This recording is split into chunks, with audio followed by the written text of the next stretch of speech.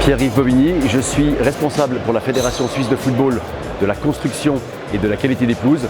Ça s'applique aussi bien à toute la fédération qu'à la ligue professionnelle et pour l'équipe nationale de football.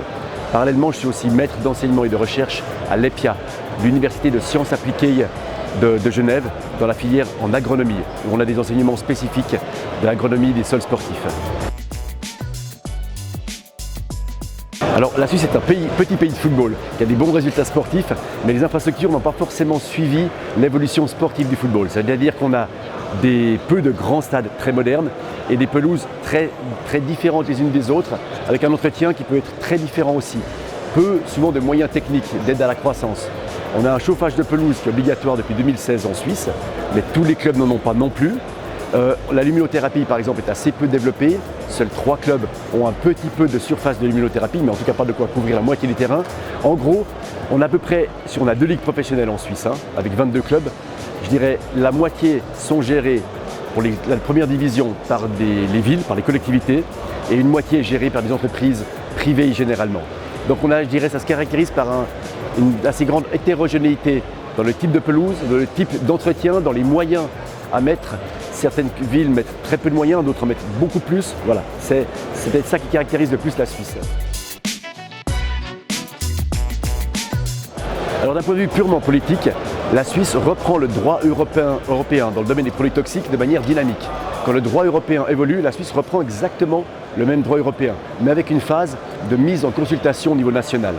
Donc ça veut dire qu'on aura les mêmes interdictions qu'en Europe, mais généralement 2 ans après. Ce qu'il faut bien imaginer, c'est que la Suisse est un pays qui fonctionne très différemment, notamment de la France.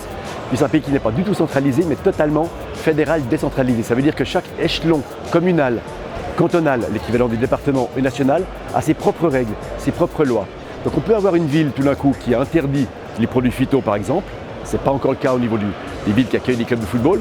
Comme on peut avoir absolument rien. Au niveau national, il n'y a aucun règlement actuellement qui limite l'action des greenkeepers, des intendants pelouse. Il y a un plan national de réduction des produits phytosanitaires, mais qui n'est pas vraiment contraignant. Donc en gros, un intendant, il fait ce qu'il veut actuellement dans son stade. Il n'y a aucune restriction actuellement. Bien sûr que dans l'évolution, et il y a une conscience écologique importante, en Suisse aussi environnementale, ça va évoluer, mais actuellement, rien ne limite véritablement. Mais c'est sûr que dans quelques années, on se calquera sur le droit européen, sur la législation européenne pour très fortement limiter, voire interdire les produits de traitement dans les stades aussi. Donc on a 2 ligues professionnelles, 22 clubs. Déjà un tiers des pelouses sont synthétiques.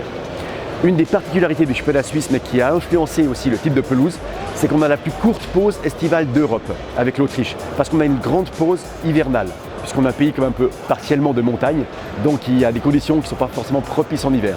Alors pour avoir cette grande pause hivernale, on a une courte pause estivale de 6 semaines, 7 semaines. Et avec ça, on n'est pas sûr de réussir des rénovations sur des pelouses hybrides. Donc actuellement, il n'y a aucune pelouse stitchée en Suisse. Il n'y a qu'une unique pelouse hybride qui est un sable fibré à Saint-Gall. Et puis, dans aucun cas, on a aussi des pelouses sur forme de sable de roche volcanique, le lavater. On a 3 pelouses comme ça, 4, et on fait des rénovations partielles durant l'été. Donc on est contraint par le calendrier, on est contraint aussi par les conditions météorologiques, parce que sur le plateau suisse, il fait très chaud aussi, donc on n'est pas sûr de réussir des bonnes rénovations durant l'été. Et puis les types de sols des pelouses, c'est très varié. On a des terrains, même en première division, qui sont vraiment des champs agricoles, amendés de sable, donc on n'a même pas encore un substrat élaboré, et des terrains qui n'ont carrément aucun drainage. Alors c'est une minorité, mais ça existe.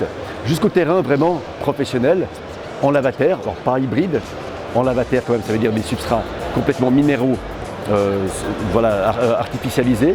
Voilà, donc on a cette grande hétérogénéité vraiment de type de pelouse, en sachant qu'on a un tiers de pelouse synthétique qui correspond souvent aux moyens de petites villes. On a plusieurs clubs professionnels qui évoluent dans des villes de 20-30 000 habitants, 40 000 habitants, et pour eux, c'est des très gros investissements de répondre à nos exigences de qualité à la ligue.